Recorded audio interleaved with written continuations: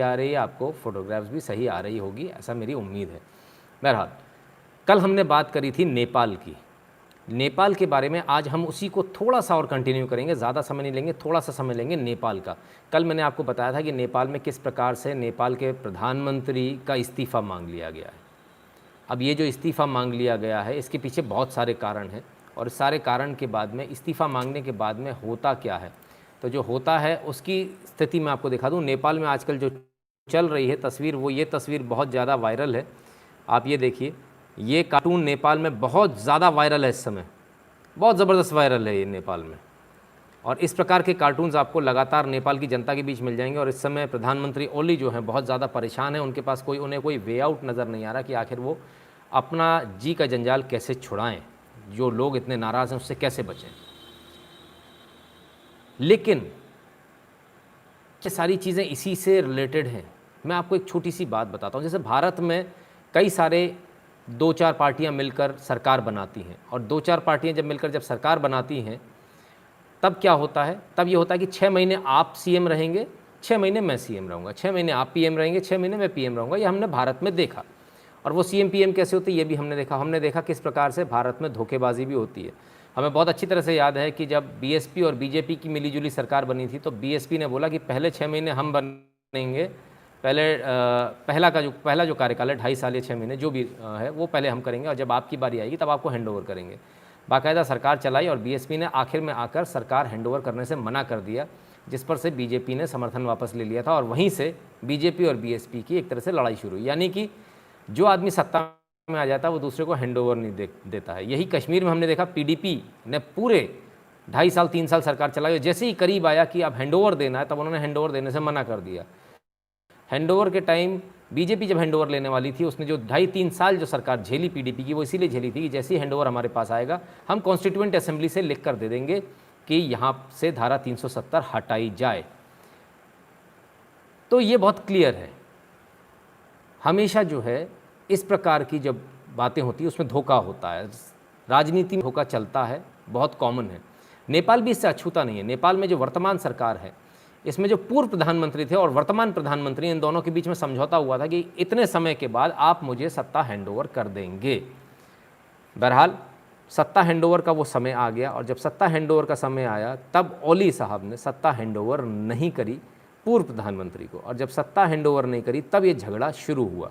लेकिन इस झगड़े को बहुत ही अलग रूप दे दिया ओली ने। ओली ने इस पूरे झगड़े का किस तरह से अलग रूप दिया है, आप इसको समझने का प्रयास कीजिए। अलग रूप ये दिया है कि इन्होंने पूरा ध्यान हटाया। जब सत्ता ट्रांसफ़र होनी है, जब सत्ता का हस्तांतरण होना है, दूसरे व्यक्ति को सत्ता देनी है, तब इन्होंने सत्ता देने से ध्यान हटाने के लिए, देश की जनता को गुमराह करने के लिए इन्होंने क्या किया, एक नया मैप जारी कर दिया। और मैप जारी कर दिया और उसमें भारत के कुछ हिस्से को अपना दिखा दिया, उसे पास भी करा लिया।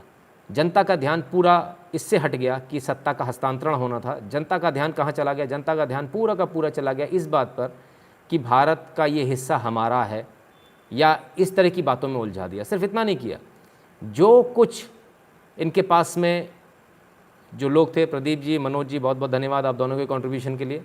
तो जो कुछ लोग इनके साथ में थे और जो सत्ता हस्तांतरण की बात होनी थी, उससे पूरा ध्यान हट गया और ध्यान चला गया पूरा का पूरा सिर्फ एक जगह। कहाँ? जो मैप बदल गया। मैप बदलने में इन्होंने क्या करा, ओली साहब ने बहुत ही चालाकी से इन्होंने काम किया और कहा कि अब मैप बदल गया तो भारत हम पर हमला कर सकता है। ये कहकर इन्होंने चाइना के सैनिकों को अपने कुछ गाँवों में बुला लिया, जिस पर कि अब चाइना का कब्जा हो चुका है, और भी चाइना के सैनिक जो हैं वहाँ आ चुके हैं। और इन्होंने इससे पूर्व बाकायदा चाइना की रेलवे लाइन नेपाल के बॉर्डर तक आ चुकी है आज की तारीख में। वो भी इन्होंने सिर्फ इसलिए बनने दी, इस पर कोई वो नहीं किया, क्योंकि इन्होंने बोला हमें भारत से कभी खतरा हो सकता तो चाइना हमारा साथ देगा, ये कहकर उन्होंने बनवाया। और अब भारत की भूमि का हिस्सा अपने यहाँ दिखाकर ये बताना कि भारत से हमें खतरा हो सकता है, इसलिए चाइना की सेना आ रही है, ये करके इन्होंने चाइना की सेना बुला ली। सत्ता का हस्तांतरण करना वो नहीं कर रहे, सेना बुला ली चाइना की, और चाइना से मदद मांगी कि मुझे सत्ता नहीं देनी पड़े पूर्व प्रधानमंत्री को। ये सारा नाटक इसलिए हो रहा है। अब आपको समझ में आया कि भारत का जो हिस्सा दिखाया जा रहा है वो इसलिए नहीं दिखाया जा रहा कि नेपाल उसे क्लेम करना चाहता है, बिल्कुल ऐसी बात नहीं। ये सिर्फ इसलिए दिखाया जा रहा है क्योंकि ओली साहब अपनी सत्ता अपने पास रखना चाह रहे हैं, वो कुर्सी नहीं देना चाह रहे किसी को भी। क्लियर है। भारत का नक्शे का मतलब भारत का नक्शा जो उन्होंने जो अपने यहाँ दिखाया है, नेपाल का जो नया नक्शा जारी किया, उसके नेपाल की संप्रभुता से, नेपाल के नक्शे से कोई लेना देना नहीं है। उसका लेना देना सिर्फ ओली साहब की सत्ता से और ओली साहब के लालच से, कि ओली साहब को लालच बहुत ज़्यादा है, वो नहीं चाहते कि सत्ता हाथ से जाए। श्री इन्वेस्टमेंट आपका भी बहुत बहुत धन्यवाद कंट्रीब्यूशन के लिए। तो ये बहुत क्लियर है। तो ये सारा जो झगड़ा, जो प्रपंच है, और ये आइडिया किसने दिए, अब इसके पीछे जो खबरें आ रही हैं वो खबरें आ रही हैं कि जब सत्ता का हस्तांतरण करना था तो ओली साहब ने शी जिनपिंग से ये मांगा कि मुझे सत्ता नहीं देनी पड़े, इसके लिए मैं क्या करूं। तो ये आइडिया पूरा चाइना का दिया हुआ है। ये खबरें आ रही हैं कि आइडिया पूरा चाइना का दिया हुआ है। शुभम गुप्ता जी धन्यवाद आपका भी। तो चाइना ने इनको क्या आइडिया दिया, बोले तुम एक काम करो, तुम भारत से लड़ाई लड़ लो, लड़ने की ज़रूरत नहीं है, तुम सिर्फ भारत का हिस्सा अपने यहाँ दिखा दो और उससे ये हो जाएगा कि तुम नेपाल का बड़ा ये कर रहे हो, नेपाल की जनता तुमको पसंद करने लगेगी, नेपाल की जनता तुम्हारे साथ हो जाएगी। हुआ उल्टा, इन्होंने किया तो वही और हुआ उल्टा।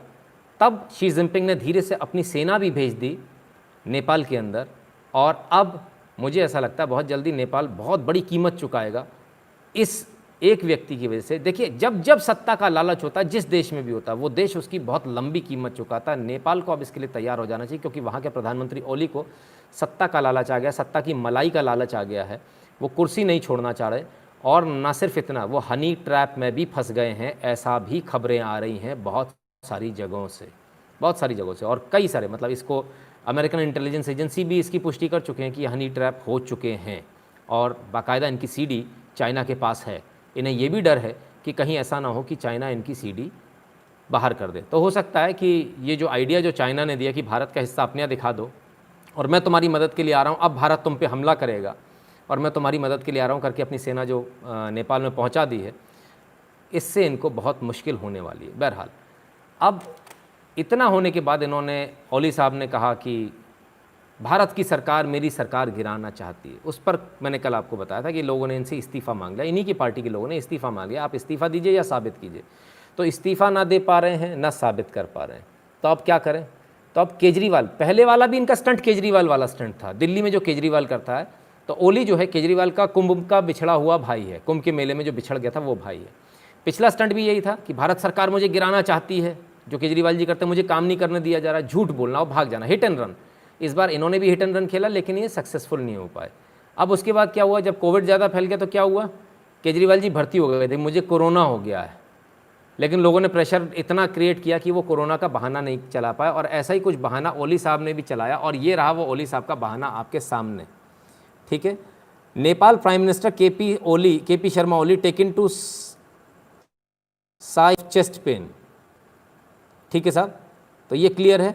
अब इनको चेस्ट में पेन होने लगा, जब इनको सत्ता वापस देनी है तो इनको चेस्ट में पेन होने लगा। आप ये देखिए, राकेश दास जी बहुत बहुत धन्यवाद आपका कंट्रीब्यूशन के लिए। तो जब सत्ता वापस करनी है, सत्ता दूसरे को देनी है, तब क्या करेंगे हम, तब हम ये करेंगे कि हमें सत्ता नहीं देना पड़ेगा, नक्शा संसद के अंदर पास करा देंगे और यह करनी पड़े, उसका सारा पंच था ये।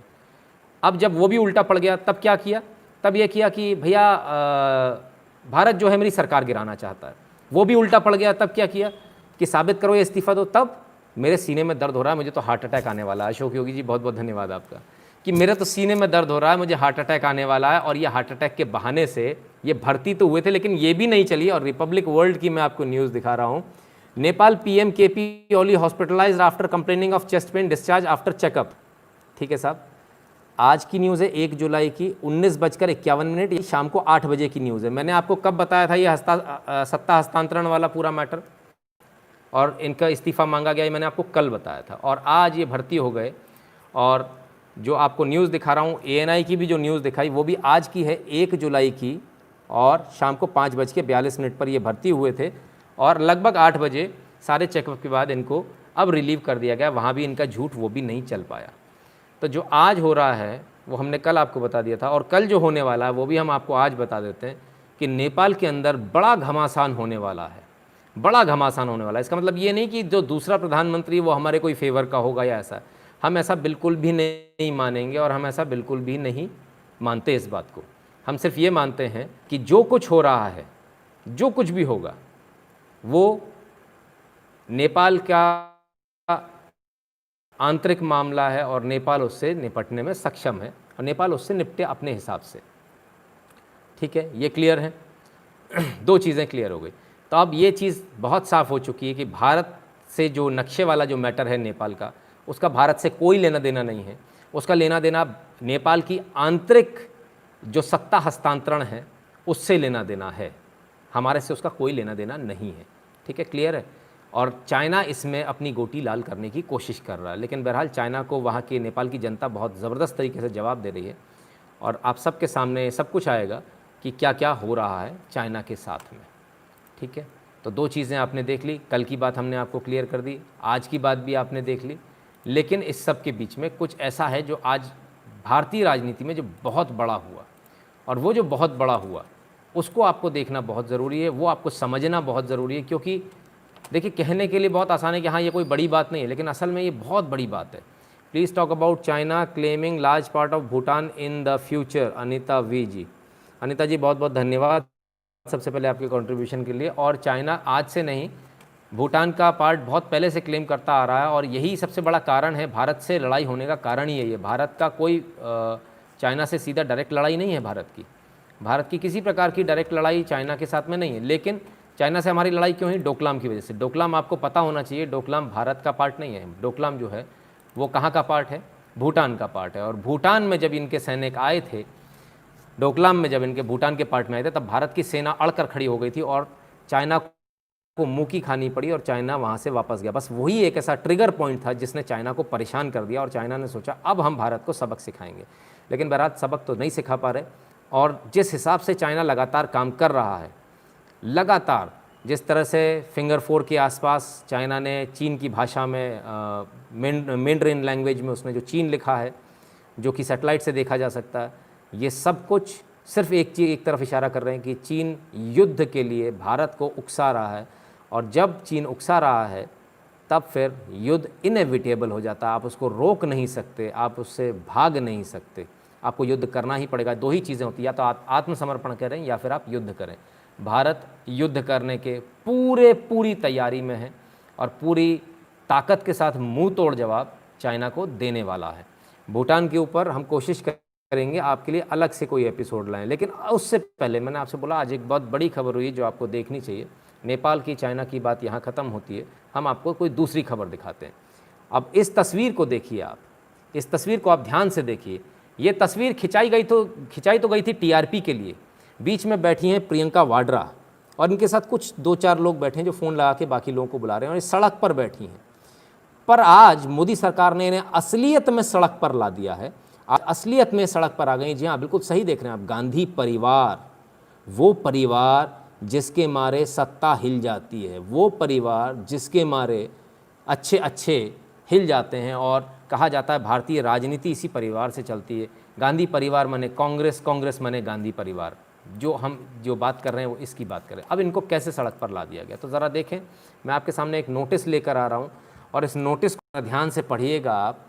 ये नोटिस है, notice number 7289/97 TS, government of India, ministry of housing and urban affairs, directorate of state, TS2 section. ठीक है, और ये साइन किया है जीपी सरकार ने, डेप्यूटी डायरेक्टर ऑफ स्टेट हैं जिन्होंने ये लेटर दिया। ये लेटर किसको दिया ज़रा देख लीजिए। ये लेटर दिया Priyanka Gandhi Vadra, type 6B, house number 35, Lodhi estate, New Delhi. Letter किस लिए दिया है? Cancellation of type 6B, house number 35, Lodhi estate, New Delhi, on withdrawal of SPG protection in respect of Mrs Priyanka Gandhi Vadra. ये है पूरा मैटर।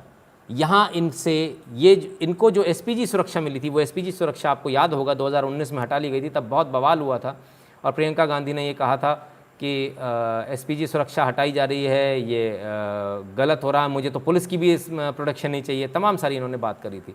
लेकिन SPG सुरक्षा हटा इनको Z+ सुरक्षा दी गई, जिसमें कि कमांडोज़ नहीं होते, काले कलर के कपड़े पहने हुए वाले कमांडोज़ नहीं होते, इसमें पुलिस वाले होते हैं। इसमें कोई भी पुलिस हो सकती है, CRPF भी हो सकती है, कोई भी हो सकती है। Z+ सिक्योरिटी वो दे दी थी सरकार ने। अब क्योंकि SPG हट गई, SPG का प्रोविज़न होता है कि यदि आपको SPG मिली है तो आपको सरकार के ही बंगले में रहना होगा। सुरक्षा की दृष्टि से आपको सरकार के बंगले में ही रखा जाता है। लेकिन जब एसपीजी सुरक्षा ही हट गई 19 में, तब इनको खुद से खाली कर देना चाहिए था मकान कि अब मेरा जो एलिजिबिलिटी है वो ख़त्म हो गई। गवर्नमेंट हाउस की जो एलिजिबिलिटी थी वो ख़त्म हो गई एसपीजी सुरक्षा हटते ही। लेकिन इन्होंने अपना ना तो घर खाली किया और ना ही घर का इन्होंने किराया भरा। तब आप देख सकते हैं कि किस प्रकार से घर का किराया भी नहीं भरना, घर में दादागिरी से भी रहना, तमाम सारी चीज़ें आप देख रहे थे, ये लगातार हो रही थी। और अब इसके बाद में इनको ये नोटिस दे दिया गया और इस नोटिस में स्पष्ट रूप से कहा गया, point number 2, it is therefore advised to vacate the house on or before 1/8/2020। Any stay beyond 1/8/2020 will attract damage charges, penal rent as per rules. यानी 1 अगस्त तक आप खाली कर दें इस मकान को, यानी 15 अगस्त से पहले आज़ादी दे दी प्रियंका गांधी वाड्रा को सरकारी आवास से, जिस सरकारी आवास में गांधी परिवार बड़े आराम से रहता था, बड़ी ठसक के साथ रहता था। और गांधी परिवार के 3 सदस्य हैं, 3 अलग अलग बंगलों में रहते हैं, लाइव तीनों एक ही जगह से करते हैं। वो पीछे एक ही बुक शेल्फ है, राहुल गांधी का भी वहीं से होता है वीडियो शूट, सोनिया गांधी का भी वहीं से होता है, प्रियंका वाड्रा भी वहीं से करती हैं कई बार। तो आप मज़े की बात देखिए, एक ही घर में रहना लेकिन 3 घर ऑक्यूपाई करके रखना और बड़े बड़े बंगलोज ऑक्यूपाई करके रखना, जिसमें 300 परिवार रह सकते हो इतनी बड़ी जगह में। 300 परिवार रह सकते हैं इतनी बड़ी जगह में, उतना सारा जगह एक्वायर करके रखना। और जैसा कि सब जानते ही हैं, जो वाड्रा जीजा जी हैं वो तो ज़मीन एक्वायर करने में विश्वास ही रखते हैं, ज़मीन कब्ज़ा करने में विश्वास रखते हैं। तो उन्होंने इस घर को भी कब्ज़ा करके रख लिया था, लेकिन बहरहाल वो कब्ज़ा काम नहीं आया और उनको खाली करना पड़ा। 2400 लोग देख रहे हैं, सिर्फ 605 लाइक, बहुत नाइंसाफ़ी है ये। लाइक थोड़े से कर दीजिए, 2400 में कम से कम 2000 लाइक तो होना चाहिए, ऐसा हम लोग मानते हैं। बहरहाल चलिए, जो लोग बाद में भी देखें उनसे भी निवेदन है, वीडियो को लाइक कर दीजिएगा, शेयर कर दीजिएगा। अब इस पूरे मैटर का रिपरकेशन क्या होने वाला है। प्रियंका गांधी वाड्रा से जो मकान खाली कराया गया, ये कोई पहली बार नहीं कराया गया। इससे पहले तमाम सारे बीजेपी के जो केंद्रीय मंत्री थे, जब वो मंत्री नहीं रहे तब उन्होंने बाकायदा अपने अपने घर छोड़े, तमाम मंत्रियों ने, जिसमें अरुण जेटली, सुषमा स्वराज और an number of people are there, जिन्होंने जब जब मंत्री पद से मुक्त हुए तब तब उन्होंने घर छोड़े। और ये देश के इतिहास में पहली बार हो रहा है, आज़ाद भारत के इतिहास में पहली बार हो रहा है कि गांधी परिवार के किसी व्यक्ति को नोटिस मिल रहा है घर खाली करने का। नहीं तो ये वो लोग हैं जो ये सोचते हैं कि हम कानून से ऊपर हैं, हम सत्ता से ऊपर हैं, हम सरकारों से ऊपर हैं, सरकारें आएंगी जाएंगी, हमारा खूंटा वहीं गड़ा हुआ है। 10 जनपद पर तो 10 जनपद पर, तुगलक लेन पर तो तुगलक लेन पर, जहां हमारा मन करेगा हम वहां रहेंगे। पूरा लुटियंस हमारा, पूरा दिल्ली हमारा है, हमारा जहां मन करेगा हम रहेंगे। लेकिन मोदी सरकार ने स्पष्ट रूप से कह दिया, चाय वाले मोदी ने कह दिया, बहुत हुआ, आगे बढ़ जाओ, चाय पी ली, चलो अब आगे निकलो। मुक्ता सिंह जी, बहुत बहुत धन्यवाद आपका। My 13-year-old daughter says you are doing excellent work. बहुत बहुत धन्यवाद और मेरी तरफ से बहुत बहुत प्यार आपकी 13 साल की बच्ची को। और शांतनु जी, आपका भी बहुत बहुत धन्यवाद। मुझे बहुत अच्छा लगता है जब आप लोग कहते हैं कि कोई बच्चा देख रहा है। उसका बहुत बड़ा कारण है, क्योंकि आने वाला भविष्य देश का बच्चे ही हैं और बच्चों को ये पता होना चाहिए कि किस प्रकार एक परिवार अपने आप को सत्ता से ऊपर, कानून से ऊपर, संविधान से ऊपर समझता है। जो किराया उन्होंने नहीं दिया था प्रियंका गांधी ने, आज शाम को वो किराया जमा किया कराया, वो लाखों में था वो किराया भी, लेकिन शर्म के मारे उन्होंने कराया, क्योंकि शायद उन्हें पता था कि शाम को सारे यूट्यूबर्स, तमाम सारे ट्विटर पे जो लोग हैं वो सारे आ जाएंगे और उनकी ऐसी की तैसी कर देंगे। तो शर्म के मारे, देखिए एक चीज़ तो अच्छी है, जितने भी आप लोग हैं आपकी ताकत बहुत है, आपकी ताकत के मारे देश का सबसे बड़ा परिवार गांधी परिवार डरने लगा है। जो कभी पैसे जमा करना जो सोचते थे, हाँ हम पैसे जमा करेंगे, हमसे पैसे मांगने की औकात, अगर कोई आदमी पैसे का अगर वहाँ नोटिस भेज दे तो वो बेचारा सस्पेंड हो जाता था, चार्जशीट मिल जाती थी, घर पर सड़ता था, रिमूव फ्रॉम सर्विस हो जाता था। आज कि कोई भी आदमी इनको आराम से नोटिस भी देता है और आप ये देखिएगा इन्हें घर भी खाली करना पड़ेगा, नाक रगड़ के खाली करना पड़ेगा, नहीं करेंगे तो सामान बाहर फेंकवा देगा मोदी। इसको भी देख लीजिएगा। बहुत सारे लोगों को दर्द हो रहा होगा, मैं समझ सकता हूँ। आपकी प्रिय आपकी नेता हैं और बड़ी, आप लोग तो बड़ा हाइप रखते हो ना, उनको अंग्रेज़न जैसी दिखती हैं, है ना। तो आज एक तरफ ओली साहब सड़क पर आ रहे हैं सत्ता से उतर के, तो दूसरी तरफ भारत में वाड्रा परिवार भी सड़क पर आ रहा है सरकारी बंगलों से निकल के। भलाई इसी में है कि प्रियंका गांधी जी उसको जल्दी से जल्दी खाली कर दें, कानून को माने, अन्यथा कानून बड़ा क्रूर होता है। और मैंने खुद ने अपने जीवन में बड़े लोगों को, बड़े बड़े लोगों का सामान फेंकते देखा है। समय समय की बात है साहब, एक समय वो भी था जब आप लोग बर्थडे का केक हवाई जहाज़ में काटते थे, और एक समय आज भी है जब आपको 1 तारीख के अंदर वाड्रा परिवार को ये घर खाली करना है और अब अपने प्राइवेट घर में जाना पड़ेगा, क्योंकि अब आपको सरकारी घर नहीं मिलेगा। तो ये देश में, आज़ाद भारत में पहली बार हो रहा है, और ये बहुत अच्छे संकेत हैं, बहुत अच्छे संकेत हैं। मैं कहता हूँ सिर्फ वाड्रा परिवार नहीं, ऐसे जितने भी चिंदी चोर टाइप लोग हैं, जितने भी चिंदी चोर हैं, इन सब को निकाल कर घरों से बाहर फेंक देना चाहिए। सरकारी घर इनकी बापौती नहीं है, सरकारी घर आपका है। आप टैक्स भरते हैं, ये सरकारी घर आपका है। मैं टैक्स भरता हूँ, ये सरकारी घर पे हक मेरा है। सरकार यानी मैं, और मुझसे सरकार है, मेरे वोट की ताकत से सरकार है, आपके वोट की ताकत से सरकार है।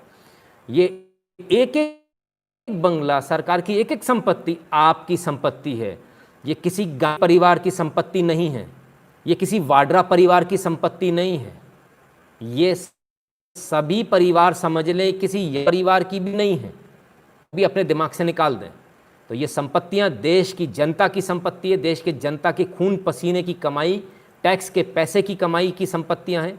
ये इनकी संपत्ति कतई नहीं है। जो आदमी ये सोच रहा है ये इनकी संपत्ति है, उन्हें तुरंत घर से निकालकर बाहर उनका सामान उसी तरह से फेंकना चाहिए जैसे एक नॉर्मल आदमी का फेंका जाता है। और मैं देखना चाहता हूँ इस देश के अंदर वो मंजर भी देखना चाहता हूँ, और आशा करता हूँ कि मेरे जीते जी एक बार मैं ज़रूर देखूँ कि जब किसी बड़े नेता का सामान फेंका जाए, उसके घड़े, उसकी बाल्टियाँ, उसका बिस्तरबंद, उसके तकिए, गद्दे, रजाई बाहर फेंके जाएं। मैं वो देखना चाहता हूँ, क्योंकि हमने 70 साल के राज में गरीबों का सामान फेंकते तो बहुत देखा है। वो बेचारे किसी सरकारी मकान में नहीं रहते, वो खाली जगह पर पक्का घर नहीं बनाते, झुग्गी झोपड़ी बना लेते हैं, तभी भी उनका सामान निकाल कर फेंक दिया जाता है, बारिश में फेंक दिया जाता है, जब वो भीग रहे होते हैं, उनके बच्चे भीग रहे होते हैं। मैं वही इन नेताओं के साथ भी देखना चाहता हूँ, वही सलूक देखना चाहता हूँ इन नेताओं के साथ। इनका सामान भी इसी प्रकार से बारिश में फेंका जाए, ताकि इनको एहसास हो 70 सालों में जो आप लोगों ने किया वो क्या किया और उन लोगों पर क्या गुजरी होगी। ज़रा इनको भी इसका सबक मिलना चाहिए, और ये बहुत ज़रूरी है। बसंत त्रिपाठी जी कहते हैं, शुक्ला जी आप काम बहुत सराहनीय है, भगवान आपको स्वस्थ और सुरक्षित रखे। बहुत बहुत धन्यवाद बसंत त्रिपाठी जी, धन्यवाद आपके कॉन्ट्रीब्यूशन के लिए। विप्लव चक्रवर्ती कहते हैं, क्या आपको ये नहीं लगता है नेशनल हेराल्ड केस में मोदी सरकार धीरे चलो नीति से चल रही है? नहीं, बिल्कुल नहीं सर, बल्कि आप नेशनल हेराल्ड केस को अगर उठाकर देखेंगे तो इतना फास्ट केस अभी तक कोई नहीं चला। मेरे ख्याल से शायद आपको कानूनी प्रक्रिया की जानकारी थोड़ी कम है, कोर्ट में शायद आपका पल्ला कम पड़ा है, क्योंकि हम जो आज केस करते हैं ना, एक FIR करते हैं सर, उसकी तारीख आती है मेरे पास में अभी। देखिए आज ही समय नहीं पड़ा हुआ था शायद, अगर मेरे सामने हो, अभी इस समय मुझे नहीं दिख रहा मेरी टेबल पे, तो मेरे पास में जो समन आया वो आज से 7 साल पीछे कराई हुई FIR का आया। मुझे तो वो केस ही याद नहीं है, मैं क्या तो गवाही दूंगा। ये भारतीय न्यायतंत्र का हालत है। ऋषि कहते हैं, मुझे बहुत खुशी होगी जब ये जेल जाएंगे। बहुत जल्दी जेल जाने वाले हैं सर, ऐसे नेता बहुत जल्दी जेल जाने वाला, आप बिल्कुल टेंशन मत लीजिए। ये तमाम सारे नेता बहुत जल्दी जेल जाएंगे। It is time to eliminate fake Gandhis. No, it is not require, we don't require to eliminate them, we just require to expose them, and that is what we are here for. हम यहाँ पर उनको eliminate करने नहीं, expose करने हैं, और expose बहुत क्लियरली हो रहे हैं, सबको दिख रहा है कि गांधी परिवार की हालत क्या है। ये वो लोग हैं जो अपना लाखों का किराया नहीं भरते, ये वो लोग हैं जो जनता के डर से, आपके डर से भाई साहब, आपके डर से, इनको डर आपसे लगा है, मुझसे नहीं लगा, इनको आपसे डर लगा है कि कल आप चिल्लाओगे ट्विटर पे, कल आप फेसबुक पर पोस्ट डालोगे और इनकी खाल उधेड़ दोगे, तो आपके डर के मारे इन्होंने आज किराया भरा, नहीं तो ये कभी किराया नहीं भरते। और मैं पुराने खोलकर बहुत सारे केसेस लाऊंगा CAG के जहां इन्होंने किराए नहीं भरे। आशीष सुरवशी, बहुत बहुत धन्यवाद आपका कंट्रीब्यूशन के लिए। कहते हैं, असली देशभक्ति आपसे सीखी, अच्छा इंसान बनने के लिए बनाने के लिए धन्यवाद। बहुत बहुत धन्यवाद भैया। अगर आप मेरे से 1% भी सीख पाते तो सर ये मेरे लिए बहुत सौभाग्य की बात है। और मैं समझता हूँ मेरा आना, लाइव आना उसी समय सफल हो जाता है। मैं गंगा नहा लेता हूँ जब मैं एक भी आदमी को राष्ट्रवाद की राह पर ले आता हूँ। और यहाँ मैं देख रहा हूँ कि कई सारे लोग लगातार जो जुड़े हैं वो लगातार इस तरह से आ रहे हैं, लगातार इस तरह से राष्ट्रवाद की उस पर चल रहे हैं। तो ये बहुत एक अच्छी बात है, और हम सबको इसके लिए पूरा प्रयास करना चाहिए कि हम सब ज़्यादा से ज़्यादा इस बारे में आगे आएँ, हम सब ज़्यादा से ज़्यादा आगे बढ़ें और हम सब इस राष्ट्रवाद का जो प्रोग्राम है इसको भी आगे बढ़ाएं। आप सब भी इसमें आएँ, इसमें शामिल हों, इसका हिस्सा बने। और इसीलिए हम आपसे कहते हैं कि गूगल फॉर्म भर दीजिए। तो गूगल फॉर्म जो हर वीडियो के डिस्क्रिप्शन में दिया होता है, वो इसीलिए दिया होता है कि आप इसको भरें और हमारे साथ में हिस्सा बने। बहुत सारे लोग इसमें कंप्लेंट करते हैं कि हमारे पास जवाब नहीं आया। नहीं, आपके पास जवाब आएगा सर, समय पर आएगा, वो इतनी जल्दी नहीं आएगा। ये डेटाबेस कलेक्ट हो रहा है और इस डेटाबेस से हम धीरे धीरे आपके पास में आएंगे और बहुत जल्दी आपके साथ संपर्क करेंगे। तब फिर हम सब मिलकर एक टीम बनकर एक बहुत अच्छी तरह से कुछ काम करेंगे और देश हित के लिए काम करेंगे। हमेशा याद रखिएगा, संगठन में शक्ति है, बहुत शक्ति होती है संगठन में, और ये संगठन का ही काम है, संगठन का ही जलवा है कि आज जो जैसे ही नोटिस आया कि आपने पैसा नहीं भरा है तो दौड़ते हुए गए और शाम तक पैसा भर दिया। ये स्थिति है इन लोगों की। बॉयकॉट गांधी परिवार कह रहे हैं, सर बॉयकॉट तो इनका देश की जनता ने वैसे ही कर दिया। जो कभी सत्ता में हुआ करते थे, 3/4 मेजॉरिटी के साथ हुआ करते थे, वो कभी 44 सीटें लाते हैं, कभी 45 सीटें लाते हैं, कभी 53 लाते हैं, कभी कितनी लाते हैं। कुल मिला के 50 और 50 के अंदर, 50 के आंकड़े के आसपास समेट कर रह गई पार्टी है, जो कभी देश की सबसे पुरानी पार्टी कहा जाता था। मधु जी, बहुत बहुत धन्यवाद आपके कंट्रीब्यूशन के लिए। तो मित्रों, ये है कुल मिला के 2 चीज़ें मैंने आपको बताई आज। वेंकटेश जी, बहुत बहुत धन्यवाद। पोजीशन ऑफ वाड्रा, कोचरी, सिद्धू, सावरकर, शिव कौर केस। देखिए सर, सारे केस अपनी जगह चल रहे हैं, कानून अपना काम कर रहा है और हम लोगों को अपना काम करना है। हमें जो काम करना है वो हमें करना आना चाहिए। तो 2 चीज़ें मैंने आपको दिखाई। इन 2 चीज़ों के बाद आपको आज एक तीसरी एक खबर वो दिखाना चाहता हूँ, जो खबर जिसने शायद आपके पास आई होगी, शायद आपने देखी होगी और शायद आपकी आंखों से निकल गई होगी। उस खबर को आपको देखना बहुत बहुत ज़रूरी है। इन दोनों एपिसोड से, दोनों खबरों से ज़्यादा ज़रूरी ये खबर है जो इस समय आपके टीवी स्क्रीन पर सामने है, मोबाइल स्क्रीन पर सामने। ये बच्चा देखिए एक लाश के ऊपर बैठा हुआ है और ये है वो लाश, और ये जो आर्मी वाला है ये इसको बुला रहा है, ठीक है, ये आर्म्ड फोर्सेस का बंदा, ये इसको धीरे से उसने पास बुला लिया, अपने छुपा लिया, और ये एनकाउंटर चल रहा है साहब। और इसके बाद में ये इसको खिलाते हुए, चुप कराते हुए ये हमारे आर्म्ड फोर्सेस के जवान लेकर जा रहे हैं। And salute to them. सोचिए आप, एक लाश पड़ी है, बच्चा उस लाश के ऊपर बैठा है, उसके बाद आर्म्ड फोर्सेस धीरे से उसको बुला लेते हैं, उसको बचा लेते हैं उसकी जान। स्मृति ईरानी जी ट्वीट करती हैं और कहती है, Pakistani sponsored terrorist brutality on our civilians in Kashmir is heart wrenching. Grateful to our armed forces for saving the child and upholding humanity over Pak terror. अब इस तस्वीर में ऐसा क्या खास है? इस तस्वीर में खास ये है कि आप छोटी छोटी तस्वीरें देखते हैं, टुकड़े टुकड़े गैंग की तस्वीरें देखते हैं, बड़े धीरे से वो झूठी तस्वीरें बनाते हैं, झूठा खून लगाते हैं।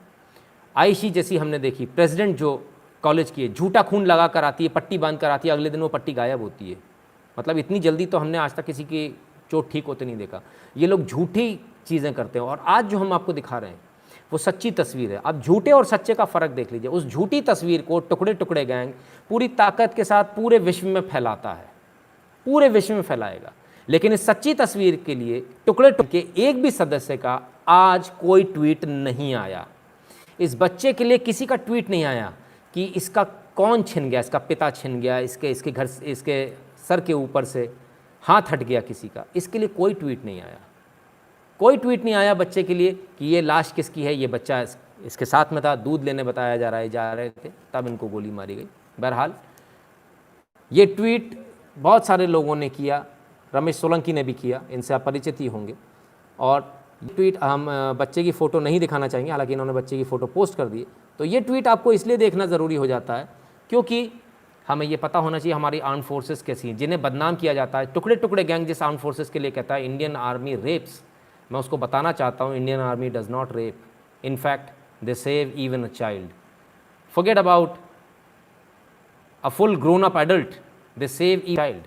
आप लोग कैसे कह देते हैं कि भारतीय आर्मी रेप करती है? भारतीय आर्मी क्या करती है हमने आज आपको सामने दिखा दिया। भारतीय आर्मी जो करती है वो आपके स्क्रीन्स पर सामने है। भारतीय आर्मी ये करती है, भारत के जवान ये करते हैं।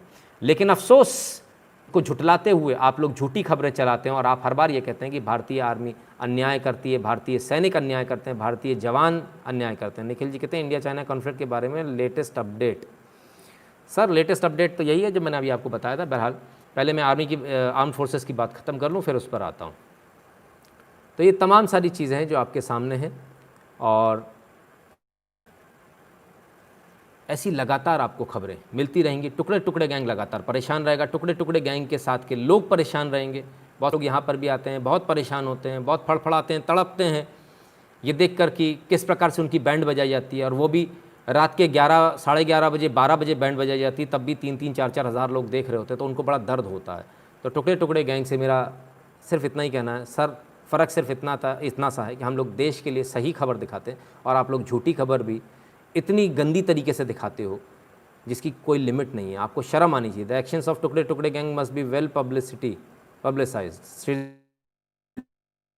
चटी जी, बहुत बहुत धन्यवाद सर आपके कंट्रीब्यूशन के लिए। तो मित्रों, टुकड़े टुकड़े गैंग से ज़रा सवाल कीजिएगा, आज कीजिएगा, कल कीजिएगा, कल का पूरा दिन आपके पास में है। टुकड़े टुकड़े गैंग से सवाल ज़रूर कीजिएगा कि आखिर ये तस्वीर क्यों नहीं लगाई गई, आखिर इस बच्चे के बारे में क्यों नहीं कोई कुछ कह रहा, आखिर सेना के इन जवानों के बारे में कोई क्यों नहीं कह रहा कि हाँ, इसे कहते हैं मर्दानगी। मर्दानगी उसे नहीं कहते जो ढोलक लेके, और जो आप लोग जो लड़कियों का ब्रा पहन कर आ जाते हो ना, उसको मर्दानगी नहीं कहते। जो घाघरे पहनकर आप लोग आते हो उसको मर्दानगी नहीं कहते। बिकनी पहनकर जो आप लोग आदमी जो निकल आते हैं सड़क पे दिल्ली की, उसे मर्दानगी नहीं कहते। मर्दानगी इसको कहते हैं, एक बच्चे की जान बचाना, इसको मर्दानगी कहते हैं। किसी औरत की वक्त ज़रूरत पर उसकी मदद करना, किसी भी ज़रूरतमंद की मदद करना, उसको मर्दानगी कहते हैं। इसको नहीं कहते जो आप लोग करते हो। जो आप लोग करते हो उसको क्या कहते हैं बताऊं? उसको कहते हैं नपुंसकता, उसको कहते हैं हिजड़ापन। और जब ट्रेन में आप जाते होंगे तो अक्सर आपने देखा होगा काले काले कलर से अक्सर लिखा होता है हकीम फ़लाने, हकीम ढिकाने। नामर्दी का इलाज वो करते हैं, कृपया करके उनसे इलाज करा लीजिए, शायद आप लोगों का कुछ भला हो जाएगा। बहरहाल आप लोग तो इससे भी गंदे शब्दों के लिए आप लोगों के लिए इस्तेमाल करने चाहिए, मैं कर नहीं रहा हूँ, इतना ही बहुत है। मैं तो सबके साथ काम करने के लिए तैयार हूँ हिमांशु जी, कोई मेरे साथ करने के लिए तैयार हो तब ना बात है। मेरे पास किसी का नंबर नहीं, मेरे नंबर तो हर जगह ऑनलाइन अवेलेबल है। तो मेरा सबसे निवेदन है कि जो भी व्यक्ति चाहे मुझसे सीधे संपर्क कर सकता है, सभी का स्वागत है। अभी कुछ दिन पहले कुछ एक चैनल वालों ने भी संपर्क किया था, मैं पता नहीं क्योंकि मैंने उनसे पूछा नहीं इसलिए मैं उनका नाम नहीं ले पा रहा हूँ, बहरहाल ले देता हूँ, थोड़ा बेटर रहेगा। स्ट्रिंग्स आपने नाम सुना होगा, उन्होंने भी संपर्क किया और मेरी बहुत अच्छी उनसे चर्चा हुई, और यही बात हुई कि हम लोग एक दूसरे के लिए कितना हम लोग सपोर्ट कर सकते हैं।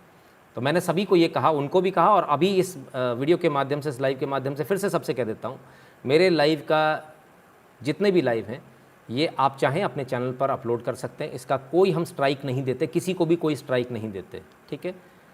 अगर आपको मोनेटाइजेशन इससे मिल रहा है, हमें उसमें से 1 रुपया भी नहीं चाहिए, हमें 1 रुपया भी नहीं चाहिए, उसमें कभी नहीं चाहिए, आज नहीं चाहिए, भविष्य में भी नहीं चाहिए। आप अगर मेरे काम से, यदि मैं कोई काम कर रहा हूँ, मैंने अपनी मेहनत कर ली, और यदि उसके बाद उससे यदि आपकी भी इनकम होती, तो मेरे लिए इससे बड़ा कोई सौभाग्य नहीं हो सकता कि मेरा कोई राष्ट्रवादी भाई इससे अगर उसको कुछ बेनिफिट मिलता है, कोई फ़ायदा होता है। तो तमाम सारे लोगों के लिए मेरे सारे ऑप्शंस खुले हुए हैं, मेरे कंटेंट जितना भी है वो आप ले सकते हैं, कहीं कोई प्रॉब्लम नहीं है।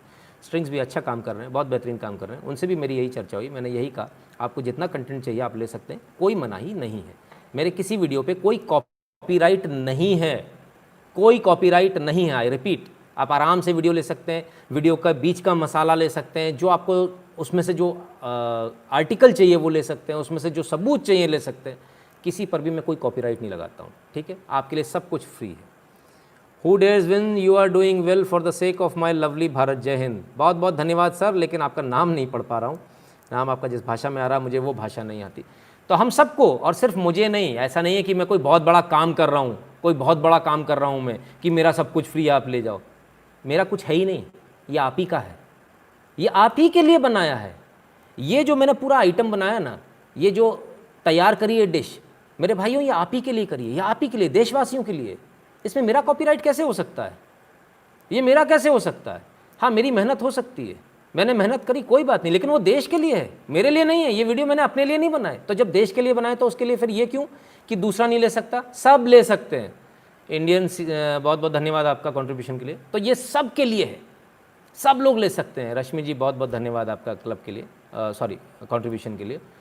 तो सब लोग ले सकते हैं। और मेरा सिर्फ एक निवेदन है बाकी सारे चैनल होल्डर्स से भी, बाकी सारे यूट्यूबर्स से, सर प्लीज़ आप भी इसको आगे बढ़ाइए, आप सब भी ये कीजिए कि जो कोई भी काम कर रहा है वो सबके लिए, किसी एक के लिए नहीं। आप हमारा कंटेंट आप भी बोलिए हमारी तरह, सेंट साईं जी बहुत बहुत धन्यवाद कंट्रीब्यूशन के लिए। आप सब भी ये बोलिए कि हमारा भी जो कंटेंट है वो सबके लिए फ्री है, ओपन सोर्स है, आप आराम से ले सकते हैं। उसको एडिट करना है एडिट कर लीजिए, जो करना है कीजिए। एडिटिंग में बस रिस्पॉन्सिबिलिटी आपकी हो जाएगी, पूरा उठाएंगे तो उसकी जिम्मेदारी हमारी होती है। तो मेरा तो सबसे यही निवेदन है, मेरा तो सबके लिए फ्री है, ओपन सोर्स है, सारे वीडियोज़ आपके लिए। जो कुछ भी आप, बाकी लोग भी हैं जो मुझे देख रहे हैं, बाकी चैनल वाले भी मुझे देखते हैं, उनसे भी मेरा निवेदन है, आप लोग भी ये आह्वान कीजिए कि हमारा ओपन सोर्स है सर, और जो चाहे वो हमारे इस वीडियो को ले सकता है। Let it go across. इस लालच में मत पड़िए मेरा नाम आएगा नहीं आएगा। मैंने कभी इसकी चिंता नहीं करी, आज तक चिंता नहीं करी। 2009 से सोशल मीडिया पर हूँ, फेसबुक से लेके यूट्यूब तक आज तक चिंता नहीं करी, ना भविष्य में कभी करने वाला हूँ। नाम के चक्कर में पड़ेंगे तो काम बिगड़ जाएगा। काम अच्छा रहे इसके लिए नाम बिगड़ जाए, काम अच्छा होना चाहिए। तो काम अच्छा कैसे होगा? जब विचार सब तक पहुंचेगा। विचार कैसे सब तक पहुंचेगा? जब हम उसको ओपन सोर्स करेंगे, फ्री करेंगे। कोई बेचारा नया यूट्यूबर है, कोई बच्चा है, उसको अगर आपकी वीडियो से व्यूज़ मिलते हैं, लाइक मिलते हैं, अगर उसके सब्सक्रिप्शन बढ़ते हैं, तो इससे बड़ा सौभाग्य क्या हो सकता है मेरे लिए। तो मेरा सबसे निवेदन है, आप आराम से, बिल्कुल फ्री है सर, कोई टेंशन लेने की ज़रूरत नहीं है। आपको इसमें से मसाला चाहिए, मसाला लीजिए। आपको पूरी डिश चाहिए, पूरी डिश ले जाइए, मज़े कीजिए, ऐश कीजिए। मेरी तरफ से कभी आपको जीवन में कोई स्ट्राइक नहीं मिलने वाली, ठीक है? That is my promise to you, ठीक है? तो चलिए, 2 चीज़ें मैंने आपसे कही। अब मैं आता हूँ मेन मुद्दे की बात पे। अब मैं आता हूँ अपनी औकात पर। मैंने आप लोगों से पिछले 2-3 वीडियो में कहा था कि आप लोगों के पास समय है, आप लोग जल्दी से जल्दी चाइना से कॉम्पीट करने के लिए भारत में सामान बनाएं और इसको पूरे विश्व में बेचें। मेरे पास कई सारे लोगों के फ़ोन आए, कई सारे लोगों ने मुझे संपर्क करने की कोशिश करी, लेकिन मुझे अफसोस है, जो लोग मुझे फ़ोन करते हैं, मैं कहता हूँ छोटे आइटम बनाइए। जैसा मैंने बोला कि आप कवर बनाइए मोबाइल का, छोटी छोटी चीज़ें बनाइए। इसका मतलब ये नहीं था कि सोच छोटी रखिए, आइटम छोटा रखिए, कहा था मैंने, सोच छोटी नहीं बोला था। नारायण जी बहुत बहुत धन्यवाद। Wide no FIR against Gandhis on RG trust. Sir उस पर भी होने वाला, वो PIL फाइल हो चुका है और कोर्ट के ऑर्डर के थ्रू होगा, डोंट वरी, वो भी होगा, बचने वाले नहीं हैं, डोंट वरी अबाउट दैट। तो क्लियर हो गया ना, कोर्ट में PIL फाइल हो गया, केस दर्ज हो चुका है ना, जल्दी उस पर कार्रवाई होगी, ऑलरेडी शुरू हो गई है, नोटिस जारी हो चुके हैं। तो अब मैंने आपसे बोला था छोटे छोटे आइटम बनाइए। छोटे आइटम का मतलब मैंने ये नहीं बोला था सोच छोटी रखिए।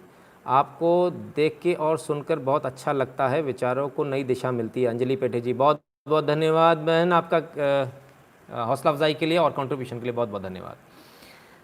मैंने कहा आइटम छोटे रखिए, सोच नहीं। लोग मेरे पास में फ़ोन कर रहे हैं, सर हमको बनाना है, क्या करना है, और फिर क्या बोलते हैं, मैं अपने गांव में बेचना चाहता हूं, मैं अपनी डिस्ट्रिक्ट में बेचना चाहता हूं। अपने गांव में बेचना चाहता हूं, अपनी डिस्ट्रिक्ट में बेचना चाहता हूं वाले लोग कृपया मुझे फ़ोन ना करें, मैं आपके लिए नहीं बना हूं और मैं आपकी कोई मदद नहीं कर सकता हूं। जिस व्यक्ति में ये दम हो जो बोले सर मैं ऑल पेन बनाऊंगा लेकिन मैं पूरे विश्व में ऑल पेन बेचूंगा, मेरे भाई आ जाओ, स्वागत है आपका, आपके लिए मैं बनाऊं और मैं आपका नौकर की तरह आपका काम करूंगा। मुझे पूरे विश्व की हिस्सेदारी चाहिए बॉस, मुझे देश के अंदर माल नहीं बिकवाना आपका। आप अगर देश के अंदर माल बेचने की सोच रहे हैं तो मेहरबानी करके किसी परचूनी वाले से बात कीजिए, किसी जनरल स्टोर वाले से बात कीजिए, मुझे फ़ोन ना कीजिए। देवेंद्र भाटी जी बहुत बहुत धन्यवाद कंट्रीब्यूशन के लिए। अगर आपको पूरे विश्व में बेचना है, पूरे विश्व में छाना है, तो मैं आपके लिए बना हूं, मैं आपकी पूरी मदद करूंगा। लेकिन आप पूरे विश्व को, मार्केट को ध्यान में रखकर कोई चीज़ बनाइए, पूरे विश्व पर छा जाने के हिसाब से कोई चीज़ बनाइए। चीज़ें ऐसे नहीं बनती है जैसे हम लोग बैठे होते हैं, आराम से बैठे होते हैं। छोटी सी चीज़ बताता हूँ, जैसे मैंने आपको मोबाइल कवर का बताया, तो मोबाइल कवर ऐसे नहीं बन जाते कि आपने घर में बैठ के जब हैंडसेट लॉन्च हो गया तब बना लिया, नहीं, ऐसा नहीं होता। Chinese are very smart. वो जब बन रहा होता है फ़ोन, उस समय उनके पास में जाते हैं, उससे उनसे डायमेंशंस पूछते हैं, सर बताइए कैसा फ़ोन बनेगा आपका, और वो सीक्रेसी एग्रीमेंट उनके साथ साइन करते हैं कि ये बाहर नहीं जाएगी बात, और उसके हिसाब से जब उनका फ़ोन बनने वाला होता है ना, 1 महीने पहले वो अपना प्रोडक्शन शुरू कर देते हैं और करोड़ों की संख्या में ऐसे कवर बना लेते हैं। तो जैसे ही जब फ़ोन लॉन्च होता है कोई, पूरे मार्केट को भर देते हैं वो अपने फ़ोन कवर से, इसलिए उनके फ़ोन कवर बिकते हैं क्योंकि रेडीली अवेलेबल होते हैं। इधर लॉन्च हुआ और आदमी ने ख़रीदा, और मोबाइल उसने जैसे ही ख़रीदा उसके बाद ऑटोमेटिकली गूगल से एक दूसरा वो आ जाता है कि साहब इसके साथ लोगों ने ये भी ख़रीदा तो कवर भी ख़रीद लो, ठीक है। तो वो अपने अंदर कुव्वत पैदा कीजिए। सर मेवात और भरतपुर में हिंदुओं को कैसे बचाएं? सर काम हो रहा है, शुभम गुप्ता जी आप बिल्कुल बेफिक्र रहिए, मेवात में भी काम हो रहा है। मेवात में तो हो रहा, मुझे बाकी का बारे में नहीं मालूम है। मेवात के बारे में I am sure about it, क्योंकि मेरे पास वहाँ से खबर आ चुकी है कि वहाँ काम हो रहा है और सरकार बहुत अच्छा काम कर रही है। जो अभी तक नहीं हुआ वो काम हो रहा है ना। उसको हम डिस्कस नहीं करेंगे, उसको हम वहाँ डिस्कस करेंगे जहाँ ज़रूरत होगी। हम अपने क्लोज डोर मीटिंग जो हमारी होगी उसमें हम कभी डिस्कशन करेंगे, इसको फिलहाल लाइव पे नहीं करेंगे। तो आपको समझ में आया, आप छोटी चीज़ बनाइए, आप रुमाल बनाइए, पूरे विश्व में बेचिए। विश्व व्यापार का 70% 60% खा जाने की ताकत है कि आपके अंदर इतनी भूख है कि आपके अंदर, तब तो आप काम के आदमी हो, वरना आप बेकार हो मेरे लिए। और मुझे कोई उसमें से हिस्सा थोड़ी चाहिए, इसलिए बेफिक्र रहो। मुझे कुछ नहीं चाहिए, मैं अपने लिए नहीं मांग रहा हूँ, ये मैं आपके लिए मांग रहा हूँ, आपके परिवार के लिए मांग रहा हूँ, आपके देश के लिए मांग रहा हूँ, है ना। और इसको आप उल्टा कर लीजिए, सबसे पहले देश के लिए मांग रहा हूँ, फिर आपके परिवार के लिए, फिर आपका नंबर आया। राइट। राकेश सोनी जी कहते हैं जय हिंद नितिन जी, बशर्ते कोई गलत एडिटिंग करके ना दिखाए वीडियो। बिल्कुल राकेश जी, गलत एडिटिंग करेंगे तो उनके ऊपर आएगा, वो अपने आप देखेंगे उनको क्या करना है। कानूनी कार्रवाई उन पर होगी, हम पर तो नहीं होगी, क्योंकि हमारे पास तो ओरिजिनल वीडियो होगा, तब उनको कोर्ट में जवाब देना होगा। तो फिर से एक बार कहूँगा, अब जब ये टिकटॉक और 59 ऐप बैन हुई, लोग बड़े खुश हुए, बड़े खुश हुए। सर एक्सपोर्ट कैसे करेंगे? 2 मिनट में सर एक्सपोर्ट लाइसेंस बनता है, सर ऑनलाइन बन जाता है आजकल, है ना, बड़ा आसान काम है। ऐसा ये मत कीजिए। इन्वेस्टमेंट की कैपेसिटी है, पूरे विश्व को खपाने की माल कैपेसिटी है, आपका स्वागत है ना। मेरे पास आइए, सारे 7 चीज़ें बता दूंगा, ठीक है। अब मोदी ने जमाया मार्केट दिया। टिकटॉक एक दिन में नहीं बना, टिकटॉक बनने में बहुत टाइम लगा, धीरे धीरे बना। और क्या हुआ कि मोदी ने एक दिन में 59 ऐप को बैन कर दिया, तो आपको प्लेग्राउंड दिया, खाली मैदान दे दिया, जाओ बेटा खेलो। हमारे यहाँ की ऐप वो भी नहीं खेल पा रहे। हमारे यहाँ के कहते हैं ना, शाणा कौवा गू पर बैठे। हमारे यहाँ कुछ ऐप वाले इतने शाणे हैं कि उसमें वो मोबाइल नंबर मांग रहे हैं। कहीं टिकटॉक कुछ मांगता था क्या? ऐप डाउनलोड करो, काम चालू। हमारे यहाँ के इतने शाणे, आप मोबाइल नंबर भरो, फिर OTP आएगा, OTP डालो। हम आपको अपना मोबाइल नंबर क्यों दें? आधे से ज़्यादा लोग तो मेरे भी फॉर्म, आधे से ज़्यादा जितने लोग मुझे देखते हैं उसका 5% 10% लोग ही फॉर्म भरते हैं। लाखों लोग देखते हैं, लेकिन फॉर्म भरते सिर्फ कुछ हज़ार हैं। गूगल फॉर्म मेरा भी कुछ हज़ार नहीं। लोग नहीं देना चाहते मोबाइल नंबर, लोग नहीं बताना चाहते अपनी पहचान को। तो फिर क्या ज़रूरत है? आप क्यों आप ऐप ऐसे ऐप बना रहे हैं जिसमें कि आप लोगों से फ़ोन नंबर मांग रहे हैं, ये मांग रहे हैं, वो मांग रहे हैं? क्या ज़रूरत है मांगने की? अरे अभी मैदान खाली हुआ है, 3-4 दिन की बात है, जल्दी से कब्जा कर लो, नहीं तो कुछ नहीं मिलेगा हाथ में। तो जो लोग ये वीडियो देख रहे हैं और जिनके अगर संपर्क हो उन ऐप वालों से, तमाम सारी ऐप जो मैंने नाम बताए थे, रोसोपो दुनिया भर के, उनसे मेहरबानी करके बोलिए ज़्यादा शानपट्टी मत दिखाएं। शानपट्टी ना भारत में बहुत भारी पड़ती है, कहीं के नहीं रहोगे आप, बाहर हो जाओगे, फिर कोई चाइनीज़ ऐप आ जाएगा। आप लोगों की इसी मूर्खता की वजह से हमारे ऊपर हमेशा दूसरे लोगों ने राज किया है। ये ज़्यादा ओवर स्मार्ट जो आप बनते हो ना अपने आप को, इसको बंद कर लो, क्योंकि मैंने भी आपकी ऐप डाउनलोड नहीं करी इसी चक्कर में, और मैं करने वाला भी नहीं हूँ जब तक आप ये नंबर मांगते रहोगे। मेरी भी जिद है, मैं काहे को आपका ऐप डाउनलोड करूं? आप हिंदुस्तानी हो, इसका मतलब क्या मेरे सिर पर नाचोगे? फिर से समझा रहा हूं, हिंदुस्तानी ऐप मेकर्स को और हिंदुस्तानी जितने भी वेबसाइट मेकर्स हैं, तमाम सारे जो सॉफ्टवेयर मेकर्स हैं, जो गेमर्स हैं, गेम सॉफ्टवेयर बनाते हैं, तमाम सॉफ्टवेयर बनाते हैं, आप जब भी उसमें जानकारी मांगेंगे, ये दो वो दो, ऐसा करो वैसा करो, भारत की जनता भाई साहब, इसने तो अंग्रेज़ों को लगान नहीं भरा, आपको वो नंबर दे देगी अपना। ये तो नमक भी फ्री में उठा लाती थी, अंग्रेज़ों को भी भगा दिया। आप कहाँ लगते हो? आपको मोदी ने मौका दिया है कि कल तक जो आप बाहर पड़े थे ना फुटपाथ पर, मौका दे दिया, जाओ राजमहल में सिंहासन खाली कर दिया, जाके बैठ जाओ। आप उस पर बैठ भी नहीं पा रहे यार, हद करते हो यार। एक सिंपल सी ऐप बनाओ ना यार, जैसा चाइनीज़ ऐप में, किसी भी चाइनीज़ ऐप ने कभी आपसे नंबर मांगा? नहीं मांगा। कभी OTP दिया? कभी नहीं दिया। फिर क्यों आप परेशान हो रहे हो? क्यों आप उल्टी सीधी के कंडीशंस लगा रहे हो उसके ऊपर, है ना। और चाइना को बहुत बुरी तरह से बैन किया जा रहा है इस समय, ठीक है। जो रियल एस्टेट के प्रोजेक्ट से उनमें बाहर किया जा रहा है, कंस्ट्रक्शन के प्रोजेक्ट में बाहर किया जा रहा है, इंफ्रा के प्रोजेक्ट से बाहर किया जा रहा है। बहुत अच्छा मौका है, जो लोग इंफ्रा में काम करना चाहते हैं, इंफ्रा के प्रोजेक्ट लेना चाहते हैं, रोड रेल इनका काम करना चाहते हैं, बड़े बड़े ठेके मिल सकते हैं। कमर कस लो भैया, जो लोग बाहर हो, फ्रांस में, दुनिया जान में, सारे हिंदुस्तानी काम कर रहे हैं, मुझे बहुत अच्छे से पता है। तो मेरा आपसे हाथ जोड़कर निवेदन है, भारत में गोल्डन चांस है आपके पास, पटाख से आ जाओ भारत में। यहाँ टेंडर भर दो, अभी बहुत सारे टेंडर निकलने, छोटे मोटे नहीं, बहुत सारे, है ना। छोटे मोटे टेंडर नहीं निकलने। 100 लाख करोड़ का इंफ्रा प्रोजेक्ट सरकार के पास पड़े, 100 लाख करोड़, जीरो नहीं लगा पाओगे। इसलिए फटाफट भारत में आ जाइए, भारत में अपनी अपनी कंपनी रजिस्टर करा लीजिए और यहाँ टेंडर भरिए। भारतीय कंपनियाँ आपको प्राथमिकता मिल जाएगी। भारत में हैं आप, यहाँ आकर आप काम कीजिए। भारत में डिफेंस के बहुत सारे प्रोजेक्ट लग रहे हैं, डिफेंस का प्रोजेक्ट लगाइए, बंदूकें बनाइए, AK-47 बनाइए, तमाम तोपें बनाइए, आपकी जो कैपेसिटी है उसमें काम कीजिए, सब कुछ कीजिए। पाटिल जी बहुत बहुत धन्यवाद आपका। सब कुछ कीजिए, भारत में इस समय बहुत अच्छा मौका है। ऐप क्रिएटर्स, छोटी छोटी ऐप बनाइए, धड़ाधड़ जल्दी से जल्दी बनाइए, आपके पास समय नहीं है। 4-5 दिन के अंदर लॉन्च कर लो, फटाफट कर सकते हो तो फिर समय नहीं मिलेगा, फिर आप बैठे रह जाओगे।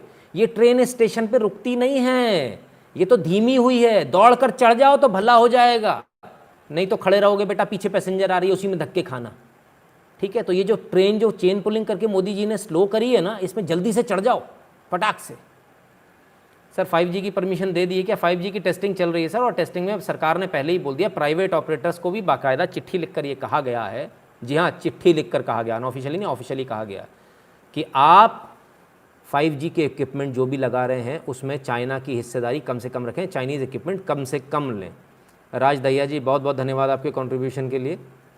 तो क्लियर है आपको, 5G के इक्विपमेंट भी सरकार ने बोल दिया कम लगाएं। अब मेरा आपसे एक छोटा सा एक निवेदन है, मेरा एक छोटा सा निवेदन है, आप ट्विटर पे, फेसबुक पे, सब जगह एक मुहिम चलाइए कि जो सर्विस प्रोवाइडर्स हैं, ऑपरेटर्स जो हैं, ये इक्विपमेंट किसके लगाएं हमें बताएं, हम इसके हिसाब से आपकी सर्विस लेनी है नहीं लेनी हम डिसाइड करेंगे। और जिसने चाइनीज़ लगा रखे हों उसका नहीं लेंगे।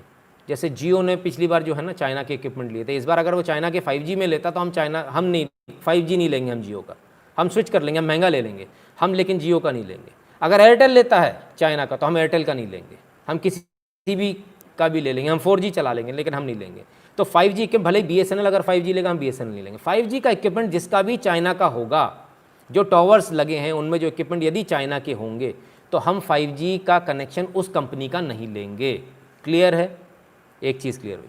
चाइना सिर्फ इतना नहीं कर रहा, चाइना के साथ में इसके लिए मुहिम चलानी पड़ेगी। बिल्कुल सर करके काम नहीं चलेगा सर, इसके लिए पूरी मुहिम चलानी पड़ेगी जन साहब, और मुहिम पूरे देशव्यापी चलनी पड़ेगी। पूरा देश जब इस चीज़ को पूछे कि 5G में इक्विपमेंट किसके लगे हैं, हमें बताइए, बिल दिखाइए हमें, हम जानना चाहते हैं किस कंपनी का माल लगा हुआ है, तब जाकर ये डरेंगे कॉर्पोरेट्स। और ये हमें करना पड़ेगा, भारत की जनता को करना पड़ेगा। देखिए व्यापारी लालची होता है, लालच में ये लोग कुछ भी कर जाएंगे, आपका देश बेच जाएंगे। हमें किसी पे विश्वास नहीं करना, हमें किसी अंबानी अडानी, हमें किसी पे भी विश्वास नहीं करना, हमें कोई विश्वास नहीं किसी पे, हमें विश्वास सिर्फ अपने यहाँ है।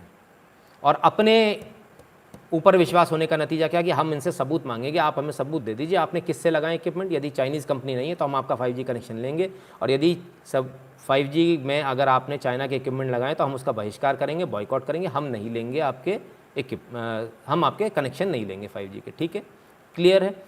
अब आते हैं दूसरी बात पर। चाइना, देखिए चाइना ने कल रात को एक बड़ा काला कानून पास किया है। हांगकांग में अब जो भी विरोध प्रदर्शन करेगा उसे आजीवन कारावास हो जाएगा, यानी उम्र कैद की सज़ा हो जाएगी। ये कल चाइना ने पास किया कानून, और ये कानून पास हो गया। 27 देश इसके खिलाफ में सामने आए हैं, बोले ये अमानवीय है, इस कानून को वापस लेना जाना चाहिए, कानून गलत है। जबकि हांगकांग जब चाइना को ट्रांसफ़र हुआ था तब ये ट्रीटी साइन हुई थी, ब्रिटेन ने ये स्पष्ट रूप से कहा था और चाइना ने इसको माना था कि एक देश ज़रूर रहेगा लेकिन हांगकांग हमेशा अपने हितों के लिए अपने कानून बना पाएगा और अपने कानूनों के हिसाब से चल पाएगा। Thank you Nitin ji, news for you as you say Huawei ZTE national security threats. Yes definitely sir. US says okay, US ने जेटी और हुआई को नेशनल सिक्योरिटी थ्रेट बताया। जी सर बिल्कुल सही करें आप, बताया है। तब हांगकांग की हम बात कर रहे हैं। हांगकांग में इन्होंने काला कानून पास करके हांगकांग पे दमन करने का प्रयास किया, और हांगकांग में जो लोग प्रदर्शनकारी हैं उनको बुरी तरह से डराया जा रहा है। 2 लोगों को अरेस्ट कर लिया गया और उनको आजीवन कारावास के लिए भेजा जा रहा है, ऐसी खबरें आ रही हैं। 27 देश इसके लिए सामने आए हैं। भारत इसके लिए कब सामने आएगा, क्या यूएन में बोलेगा नहीं बोलेगा ये एक अलग बात है, लेकिन भारत के नागरिक तो बोल ही सकते, हम और आप तो बोल ही सकते। तो मेरा आप सबसे सिर्फ एक निवेदन है, कल सुबह 10 बजे क्या हम एक हैशटैग ट्रेंड करा सकते हैं? क्या हम एक हैशटैग ट्रेंड करा सकते हैं? Free Hong Kong, FREEHONGKONG। कल हम इसको कर सकते हैं, कल 10 बजे से शाम तक इसको चलाएं, 5 बजे तक, 10 से 5 फ्री हांगकांग, राइट। ना की बात करता हूँ या कुछ ऐसे सेंसिटिव बात करता हूँ, पता नहीं क्या होता है कि मेरा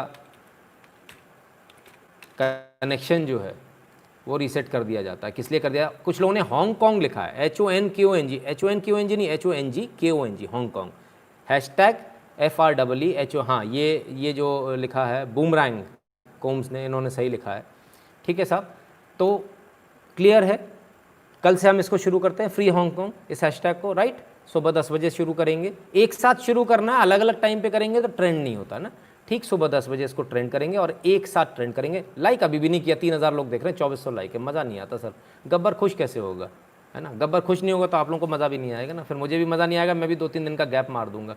मुझे भी थोड़ा प्रोत्साहन मिलता है आप लोगों के सारे लाइक देखकर। आप लोगों को यदि मेरे चैनल यदि के बाद घंटी दबा दीजिए, बेल नोटिफिकेशन, उसमें जाके ऑल नोटिफिकेशन को ऑन कर लीजिए, ताकि जब भी लाइव आऊँ, जब भी वीडियो अपलोड हो, आपको सबसे पहले पता चले। और इस वीडियो को लाइक कर दीजिए, अपने मित्रों के साथ शेयर कर दीजिए। चैल बिहारी शर्मा जी कहते हैं हमारा भारत, जी बिल्कुल साहब, आप ही का भारत है, आप सबका भारत है। तो मित्रों, ये था आज का छोटा सा लाइव। जुड़ने के लिए बहुत बहुत धन्यवाद, और इसी प्रकार से जुड़े रहिए, इसी प्रकार से मेरा साथ देते रहिए, इसी प्रकार से हम सब मिलकर इनकी पोल खोलते रहेंगे और लगातार आपके सामने अच्छे वीडियो लाते रहेंगे। बहुत बहुत धन्यवाद।